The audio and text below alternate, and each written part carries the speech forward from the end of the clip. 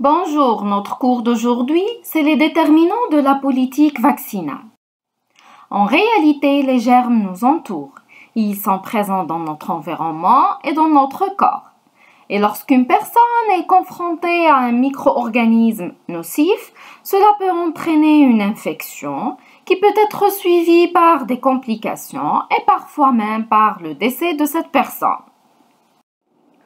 Lorsqu'un agent pathogène infecte l'organisme, les défenses de celui-ci ou ce qu'on appelle le système immunitaire sont déclenchées afin de l'attaquer, de le détruire ou bien de l'éliminer.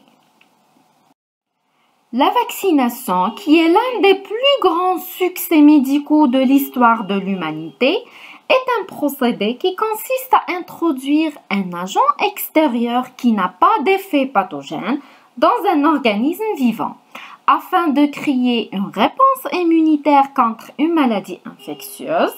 Et lors du contact de l'organisme avec le germe en cause, il va répondre rapidement afin de le détruire. Le principal composant du vaccin est l'antigène, qui peut être soit un petit morceau de ce germe, ou bien une forme affaiblie de ce germe qui n'est pas dangereuse et qui a la capacité de stimuler notre système immunitaire pour combattre la maladie. C'est vrai qu'un vaccin contribue à assurer la prévention individuelle de la personne vaccinée. Ça veut dire qu'une personne vaccinée ne va pas développer la maladie. Mais c'est la protection de la collectivité ou bien des groupes de population qui représentent l'objectif principal des programmes de vaccination contre la maladie qui peuvent être transmises d'une personne à une autre personne. C'est les maladies à transmission interhumaine. Ce principe, on l'appelle immunité de groupe. On va voir maintenant quelques situations. Vous voyez là, les sujets qui sont colorés en bleu, ce sont des sujets qui sont non immunisés et en bonne santé. En rouge, c'est les sujets non immunisés, mais ce sont des malades qui risquent de transmettre la maladie à d'autres personnes. En contact avec ces sujets sains, après un certain temps, la répartition de la maladie au sein de la population va être importante. Donc, on aura un nombre important des sujets appartenant à cette population qui vont développer la maladie. Donc, dans la deuxième situation, on a toujours des sujets qui sont malades en rouge, des sujets sains en bleu, mais en plus de ces deux catégories de population, on a une troisième catégorie, ce sont des sujets immunisés et en bonne santé. Ce sont des sujets vaccinés. Après un certain temps, les sujets bleus, les sujets non malades et non immunisés vont développer la maladie. Par contre, les sujets immunisés ne vont pas développer la maladie. Donc, la maladie contagieuse sera répandue parmi la population, mais les sujets immunisés ne vont pas développer la maladie. Dans le troisième cas, on a toujours des sujets malades, représentés en rouge, quelques personnes non malades et non immunisées, et une part importante de notre population va être représentée par des sujets immunisés. Après un certain temps, et après le contact de ces trois catégories de personnes, donc il y aura un nombre minime de sujets qui vont être contaminés, qui vont développer la maladie. Donc la contagion dans ce cas-là est limitée parce qu'il y a un nombre important de personnes qui sont immunisées. Donc lorsqu'une personne est vaccinée, non seulement elle va se protéger, mais aussi elle va protéger les autres personnes. Et c'est ça l'élément le plus important de ce principe d'immunité de groupe. Et maintenant, on va passer à l'historique. Pour parler de l'historique de la vaccination, on peut commencer à partir de la variole, qui est une maladie virale responsable d'épidémies meurtrières. La remarque qui a été faite concernant la variole, c'est que les malades ayant échappé à la variole n'avaient pas de récidive. Ça veut dire les malades guéris de la variole ne développent pas la maladie une deuxième fois. Et là, l'idée de la variolisation est née en Chine il y a plusieurs siècles. C'est quoi cette variolisation? Il s'agit de prélever la sérosité des pustules, le liquide des lésions, et de l'inoculer, l'introduire à des sujets sains par scarification. C'est quoi cette scarification? C'est une incision superficielle de la peau. Ces sujets développent par la suite une forme atténuée de la maladie, ça veut dire une forme qui n'est pas grave. Ils seront protégés ultérieurement contre la forme habituelle de la variole.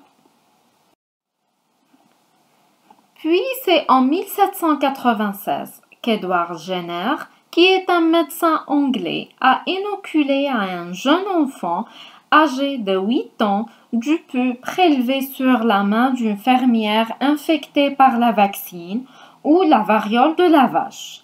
3 mois plus tard, il inocule la variole à l'enfant qui n'a pas développé la maladie cette fois-ci. Donc, il a conclu que l'enfant est immunisé. Cette pratique s'est répandue progressivement dans toute l'Europe, puis dans le monde entier. Et suite à une campagne vaccinale mondiale menée par l'Organisation mondiale de la santé, la variole a été déclarée éradiquée du monde entier en 1980. Qu'est-ce que ça veut dire éradiquer? Ça veut dire que cette maladie ne peut plus survenir d'une façon naturelle. De ce fait, le grand succès de la vaccination était cette éradication de la variole. En 1879, Louis Pasteur a travaillé sur le choléra des poules et il a montré que la bactérie responsable de cette maladie perd sa virulence lorsqu'elle est exposée à l'air pendant une période de temps. Mais l'administration de cette bactérie qui a perdu sa virulence aux poules va les protéger du développement de la maladie. En 1880, Pasteur a commencé à travailler sur le virus de la rage. Et le 6 juillet 1885, il a reçu un enfant âgé de 9 ans mordu par un chien enragé. Au début, il a hésité de le traiter, mais finalement, il lui a inoculé son vaccin. Et la conséquence, c'était que l'enfant n'a pas développé la maladie. Puis les découvertes de vaccins se succèdent et voici les dates de découverte de quelques vaccins. On va commencer par le vaccin contre la fièvre typhoïde en 1896 et à la même date aussi a été découvert le vaccin anticolérique.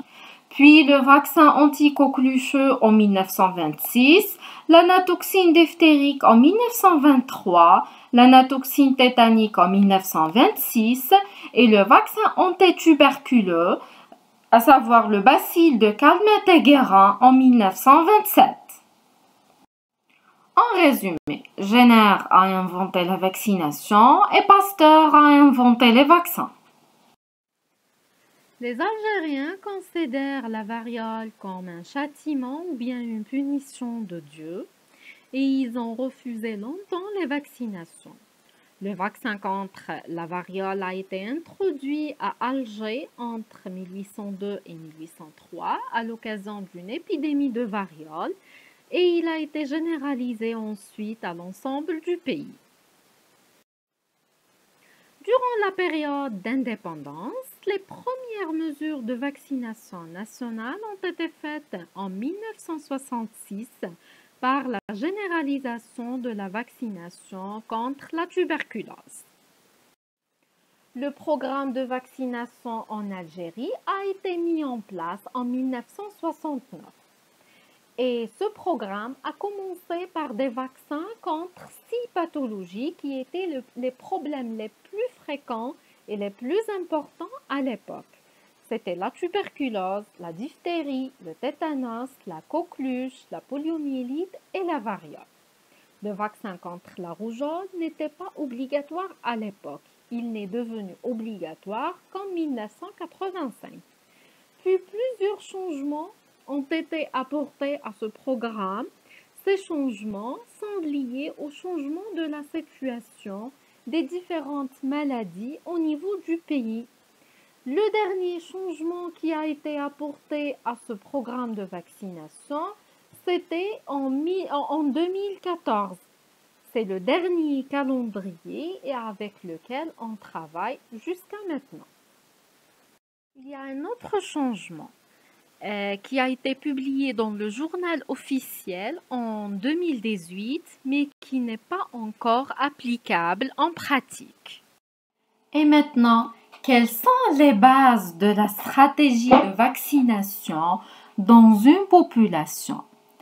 Le premier élément, c'est l'efficacité vaccinale et le deuxième élément, c'est les bases immunologiques utilisées dans le domaine de la vaccination. On va commencer par l'efficacité vaccinale. En réalité, avant la vaccination et avant la mise en œuvre du programme de vaccination en Algérie, des dizaines de milliers d'enfants étaient infectés et un grand nombre parmi ces enfants mourit chaque année en Algérie à cause de maladies qui peuvent être évitées par un simple geste de vaccination. Mais depuis la généralisation de la vaccination en Algérie, le nombre de cas de certaines maladies comme la poliomyélite, la rougeole, la diphtérie, la coqueluche a nettement diminué, parfois jusqu'à 85 à 95% du nombre initial de cas. Et c'est quoi cette efficacité vaccinale? Tout simplement, elle est représentée par la protection conférée par un vaccin contre une maladie dans une population. Et comment on va évaluer cette efficacité vaccinale? L'efficacité vaccinale est évaluée en comparant l'incidence d'une maladie entre les groupes de sujets vaccinés et le groupe de sujets non vaccinés. Donc, on va calculer l'incidence de la maladie qui est le nombre de nouveaux cas d'une maladie durant une période de temps divisé par la population à risque durant la même période. On revient à l'efficacité vaccinale, donc on va comparer le nombre de nouveaux cas dans la population des sujets vaccinés et le nombre de nouveaux cas dans la population des sujets non vaccinés. Donc, pour conclure que le vaccin est efficace, cette incidence de la maladie doit être plus basse chez les sujets vaccinés par rapport aux sujets non vaccinés.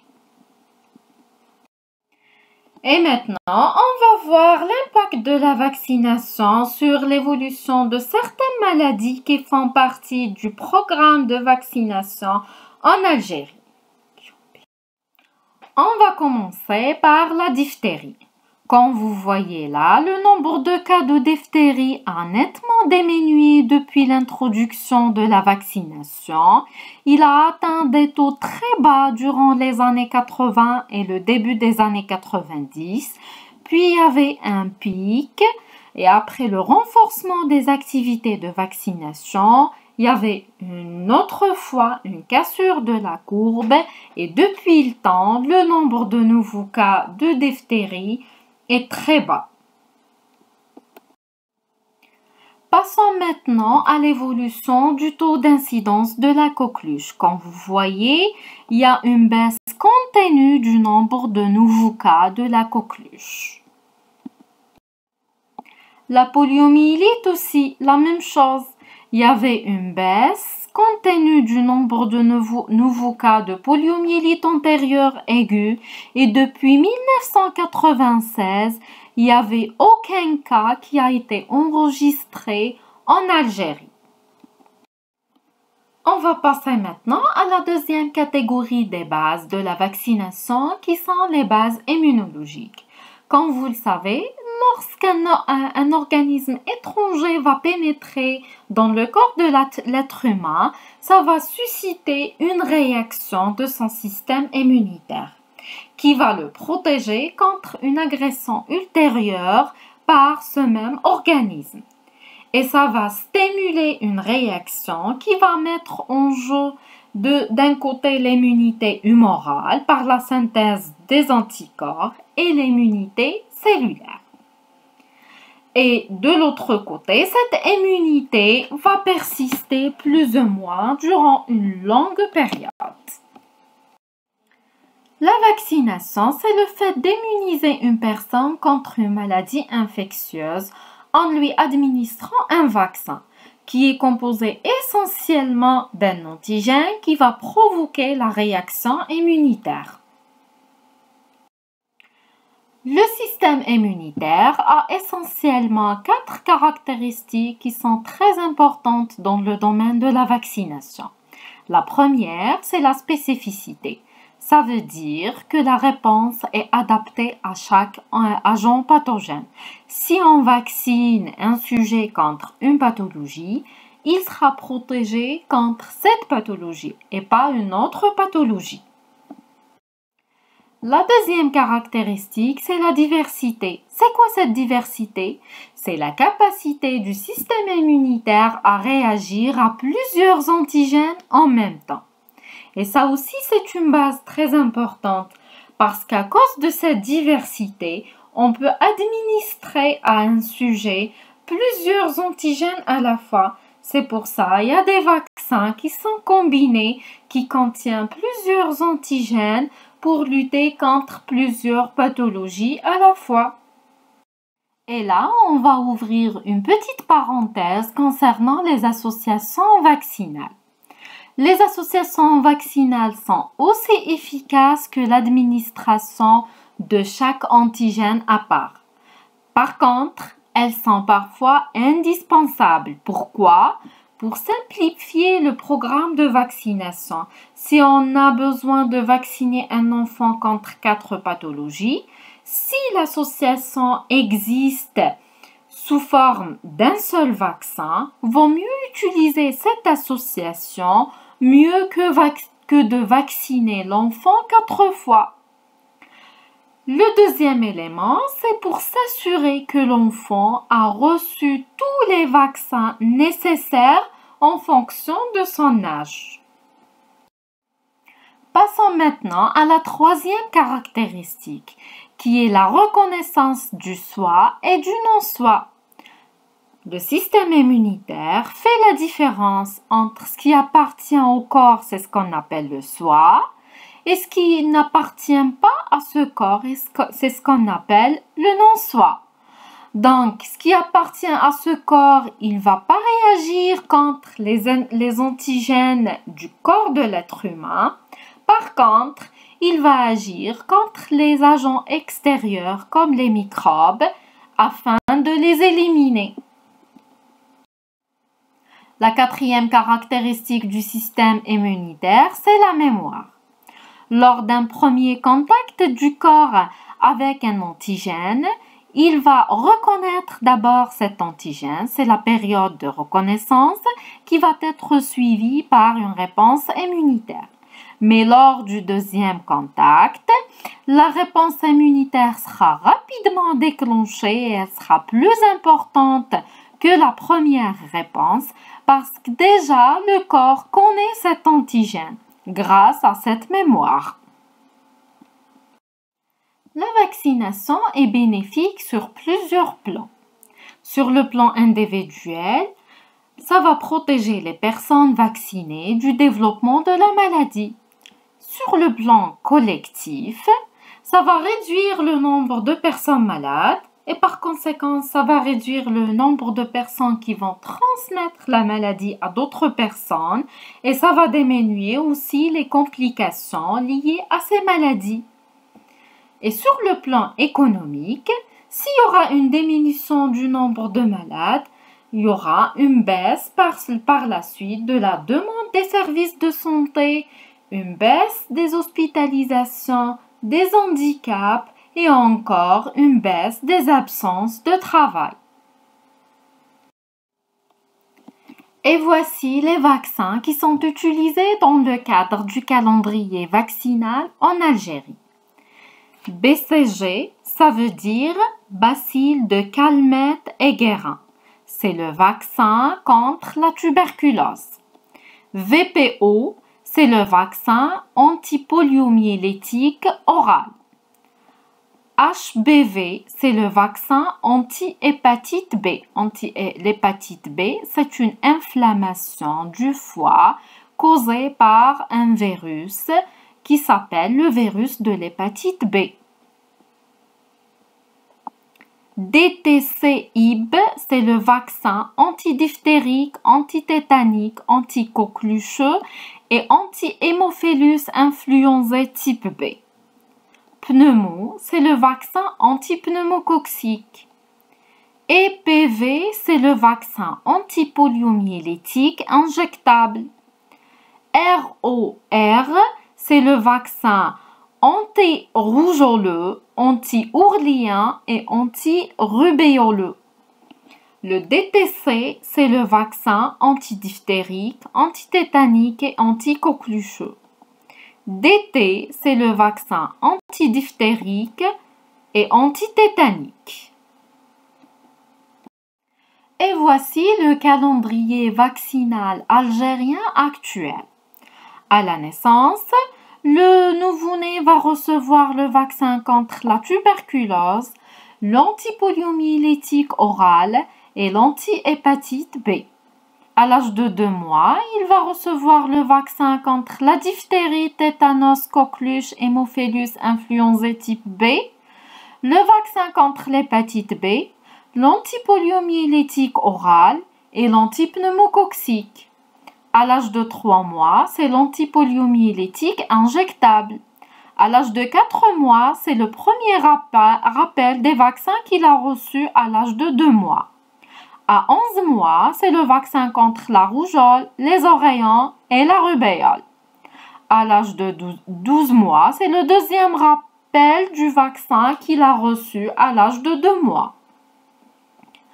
À l'âge de 18 mois, c'est le rappel du vaccin contre la rougeole, oreillons et rubéole.